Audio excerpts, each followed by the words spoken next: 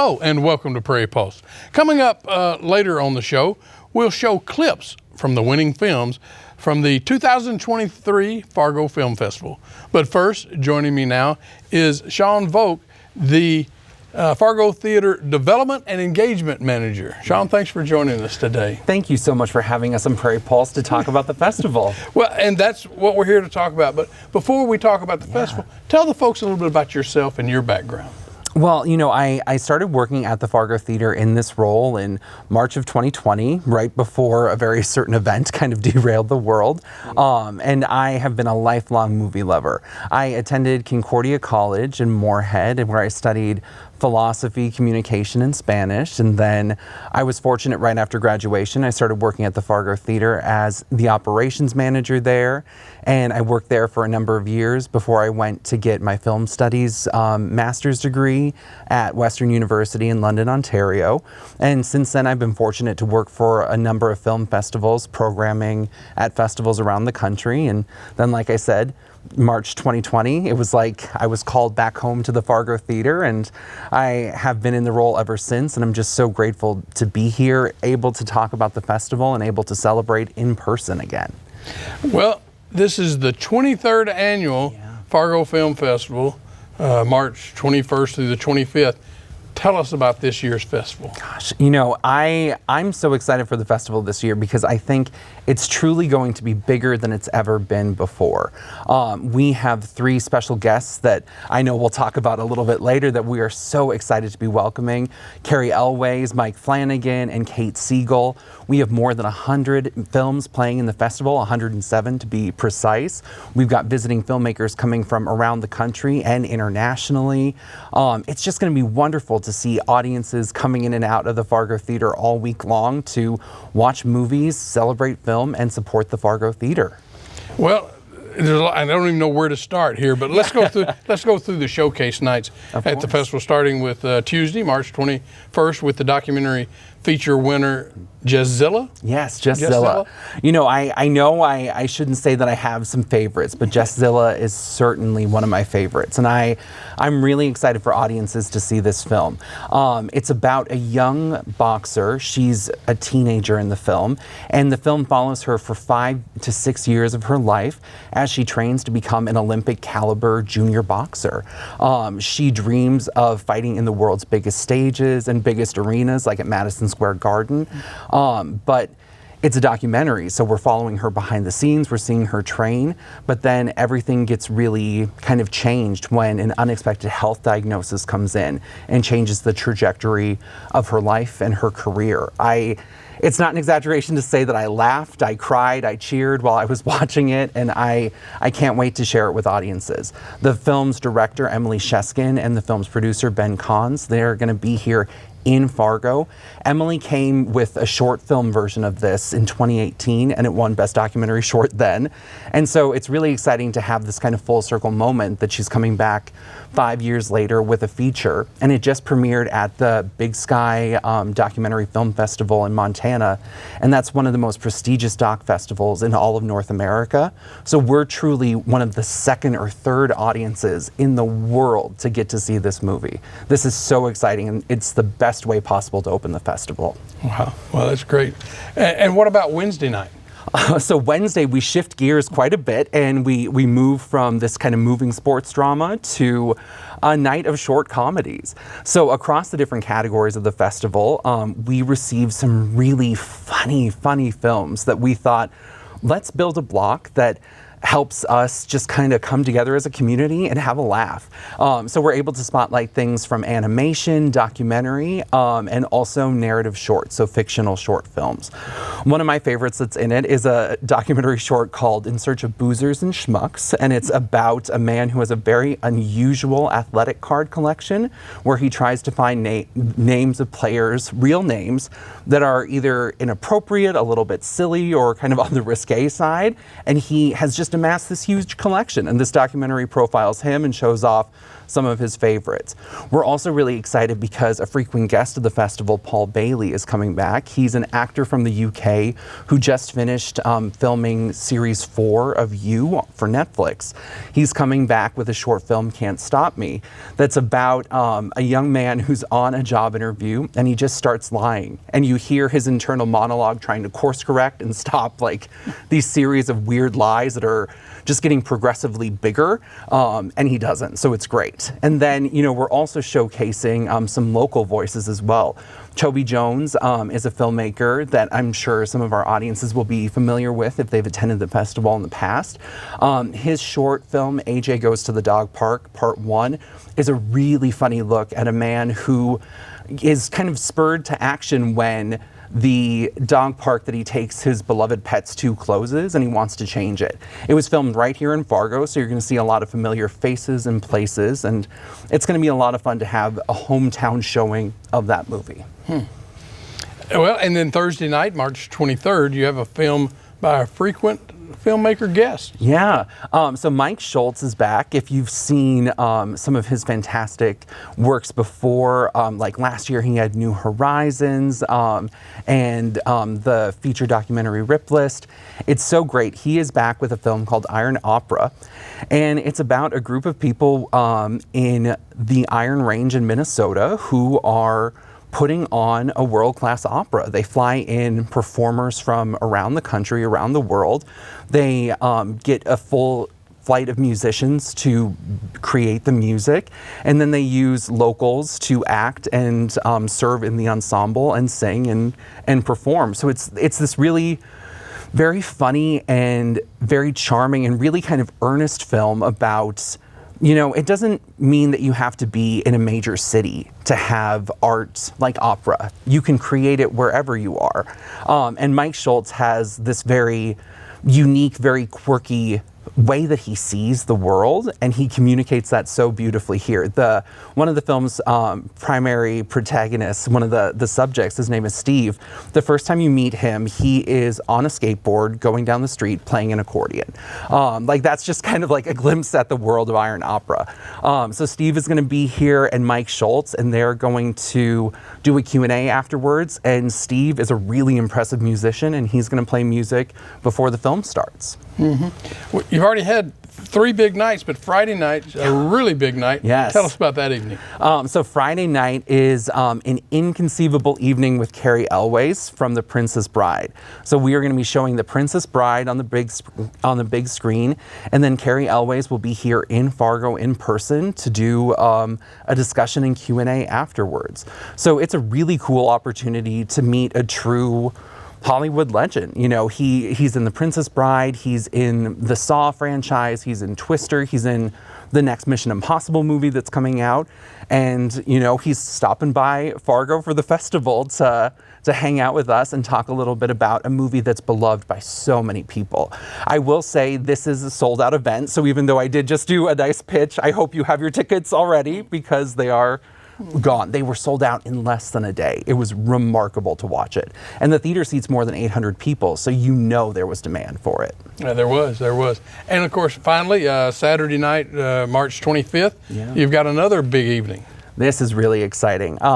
Mike Flanagan, who is a writer, director, producer, and Kate Siegel, who is an actor and writer. They're a married couple. And if you like horror movies or genre fare, you know and love Mike and Kate. Mike is the mind behind The Haunting of Hill House on Netflix, Midnight Mass, The Haunting of Bly Manor. He did the sequel to The Shining, Dr. Sleep, that came out a couple of years ago. He's a real force to be reckoned with in the horror community. And his wife, Kate Siegel, is a really profoundly talented actress. And she shows that the very, very best of horror is personal and it is human, and it shows that, you know, horror is used as a lens to see and understand the world in really rich ways. They're going to be here in Fargo for the festival, and we're closing out with a conversation between the two of them. Mike was here, I want to say it was in 2011, with his debut feature Absentia. And so It's incredible to see somebody who came in with their independent feature, who now has had development deals with Netflix and Amazon that's adapting Stephen King works into movies. It's so exciting to welcome him and Kate to the festival and to get to spotlight their work and talk about, how artfully they craft and treat the horror genre.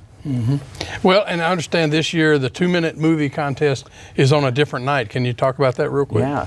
The 2-minute movie contest is a fan favorite at the festival. Tickets for it are only $2. So, whether you are coming to the festival for the first time or you just want to see a bunch of really cool eclectic shorts, like that's a perfect gateway.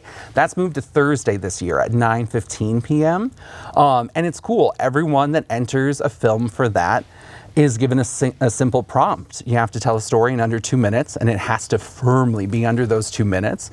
And we fill out a really exciting, cool block of films that people will get to see this year on the big screen. What about your Best of Fest now on Saturday afternoon? Tell us about that special session. Oh yeah, Saturday afternoon is going to be a really exciting time to be at the Fargo Theater. We are going to be showing some of the very best shorts in the festival, things that won their categories, and we're going to have a number of special guests who will be there as well. So if you want just kind of like the perfect little snippet, this kind of encapsulation of all that the film festival has to offer, I'd say stop by at 1:30 on Saturday and you can see a lot of different kinds of films. How many filmmakers, actors, actresses will be attending, and who are some you can highlight for us? Yeah. Well, including our special guests, we're really excited to be welcoming more than 20 filmmakers this year. This is going to be a really exciting year to have people traveling to Fargo to support their work, to talk all about the films that they've created and connect with our audiences. I know I've mentioned some of our special guests already, but one I'd really like to highlight is a filmmaker named Allison Otto, who's coming on Friday afternoon. She's going to be here with a documentary feature called The Thief Collector. And this is just it's a very quirky true crime documentary. And when you hear kind of true crime, you don't necessarily think quirky, but it's about a very brazen art heist that happens during the middle of the day.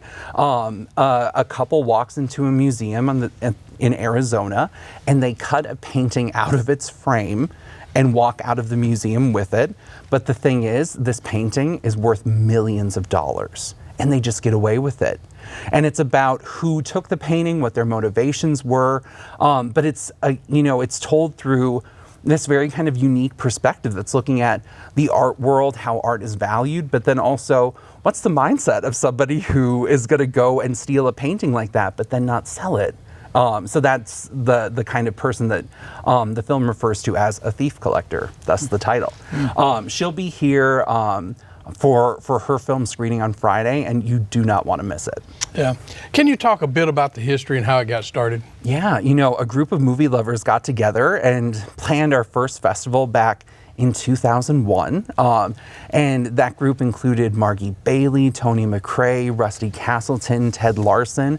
And I think that they looked around at the film landscape, at the arts landscape, at what the Fargo Theater does best with showing movies, and they said, well, why don't we have a film festival? So many other places do. The first one was 2.5 days long and had about 30 movies. So you can see since then we've sure grown quite a bit. And it's exciting to see how we've stayed true to the legacy and mission that they have created, and also how we've been able to kind of grow and expand beyond some of those initial dreams and goals. Yeah, can you also talk about the good work of the many volunteers that you have that work on the project? Yeah, of course. I feel very fortunate. I work very closely with our executive director, Emily Beck, who's our festival director, and she is just a tireless advocate for the theater and for our entire team. She, really kind of bolsters us and keeps us going and gives the fest the direction that it has. And, we are so fortunate to work with a group of more than 60 people people year round to put on this event. We always joke that one festival finishes and then we take about a month off and then we get back to work. Because we work around the year recruiting and soliciting films to get them to submit, reaching out to special guests and getting things coordinated. And it's really a hometown festival. There aren't a lot of places that can brag about that the way that we can. That the movies that we're playing, that we're showcasing, that we love, that we're putting on our screen at the Fargo Theater are picked by your friends and neighbors. And that's really exciting.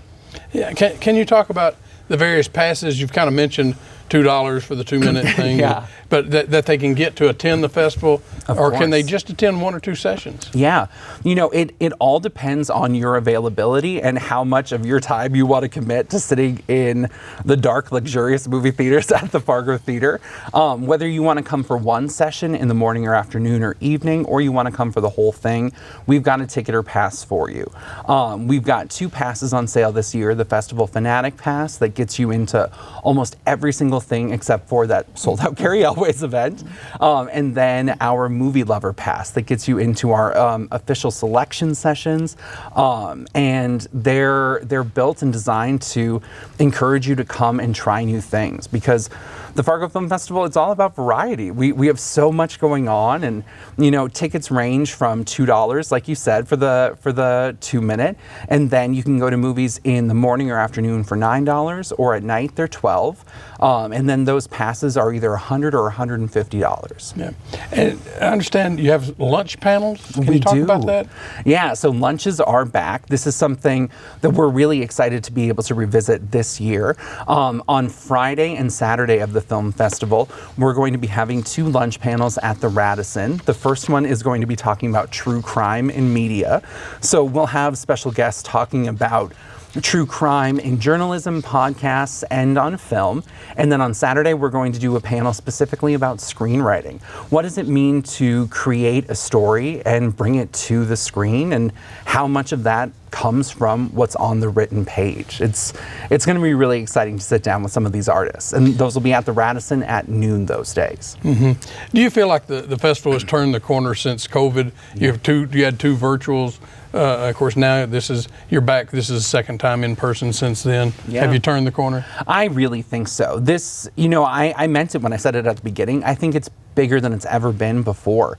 Last year, was very much a rebuilding year, because after, a film festival, you're meant to be in person. You're meant to be gathering. You're meant to be watching movies together on the big screen. And when you do that virtually and you're having people watch from their own homes, it's a different experience than when you get to be in person again. So we're excited to be back. We're excited to already have a sold out event, and Mike and Kate are already so well sold as well, and so many of our passes have sold as well. Like, it's just going to be really exciting to see people in person going to the movies and celebrating independent cinema. Why are film festivals so important for young filmmakers? Yeah.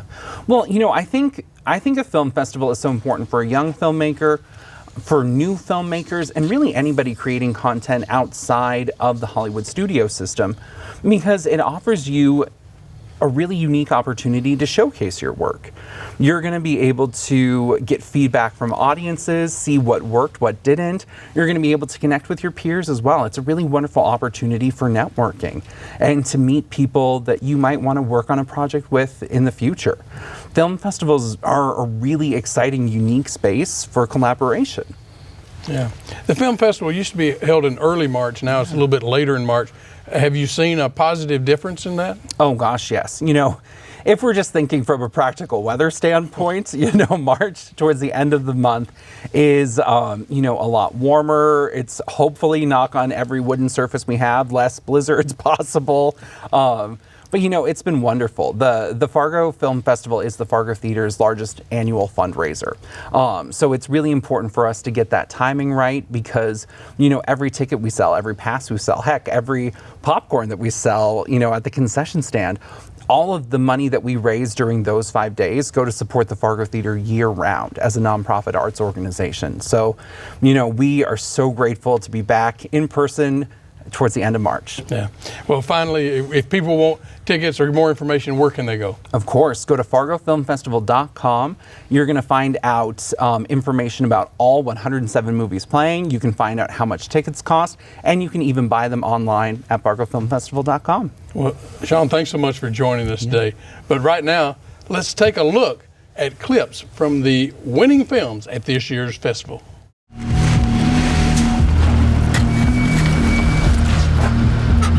Step out.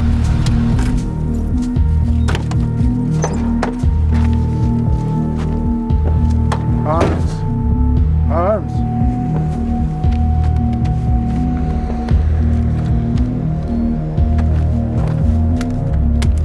Hey. We don't need it. We're just talking. Whoa, boys!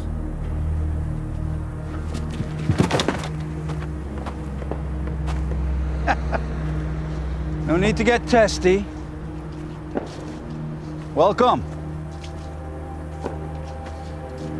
I'm Billy. It's all right. We're back to shaking hands. I don't have the virus. Justin. Good. Well, now that we're not strangers, let's go on in. Let's have a chat. Her coach, Don Somerville, a former pro boxer with nearly 30 years experience, says he's never seen a talent with Jesslyn's discipline at this age. She has that desire to be different, and that's the uniqueness. At 9 years old, I don't have to ask her to do anything twice. Doesn't it hurt getting hit? I spar boys a lot, so I'm used to like the punches. You get hit, but then you hit them with a really hard punch, and then you're like, oh, I got them, then you keep going. And it's really fun, actually. I love it. I already know that I'm gonna become professional. I know I want to do that. My big goal, I wanna go to the 2024 Olympics and win the gold. I just keep repeating it to myself every day inside the gym so I could push myself harder. Do you ever worry that this is going to be too hard? I never, ever, maybe like 100 evers, think anything's too difficult for me.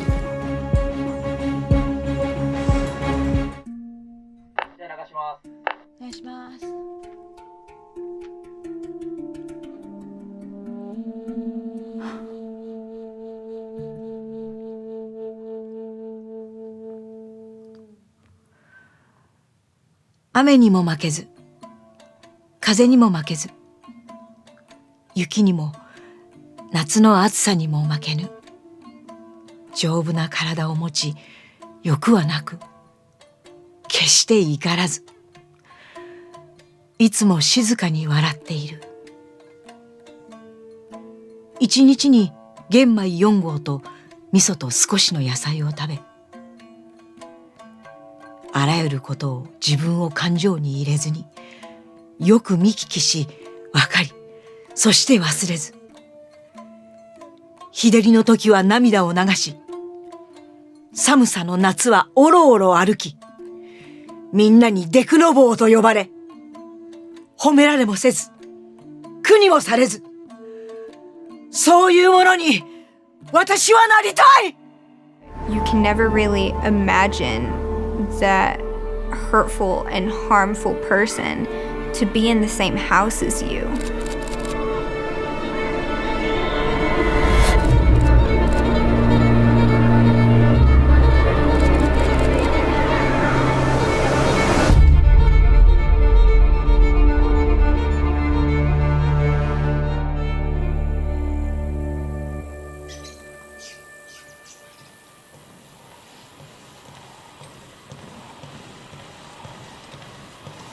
I like an American country music. I mean, just the quietness and the soothing. I mean, I don't know how many kind they are. There is just one that I listen. It's just the background, country music. I listen to that. It kind of relaxes me. The country music, it seems to me it's coming from the heart, how you feel about the society or the community, wherever you live, and to express those feelings in a very simple and straightforward way. I felt I became American, I think after maybe 5 years. After I learned that language, I was in school. I had the second child born. I became very comfortable with my life. I felt as an American probably early on, and the community also embraced me without any hesitation. It's about a guy with the weirdest superpower that I've ever seen. He was not the prettiest, nor the smartest guy in town.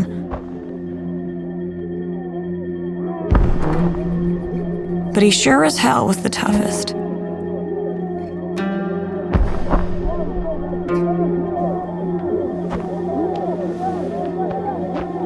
For when he was a young boy,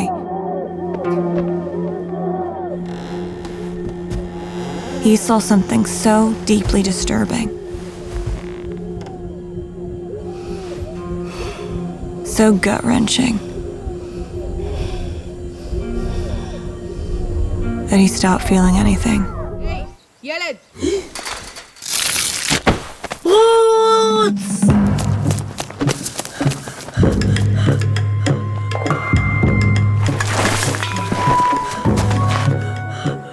ازيك اهو.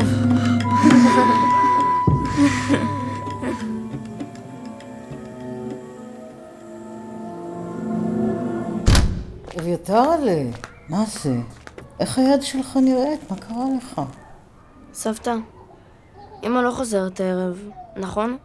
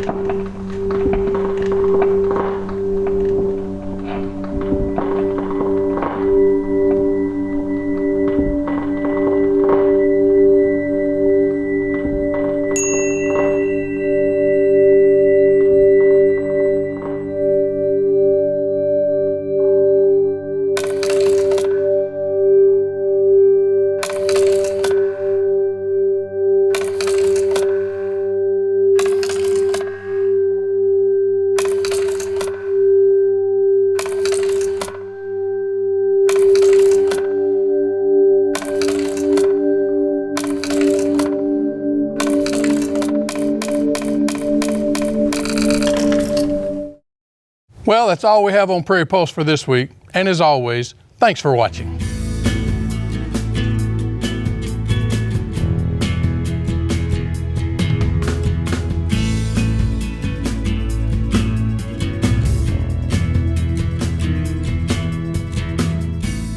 Funded by the members of Prairie Public.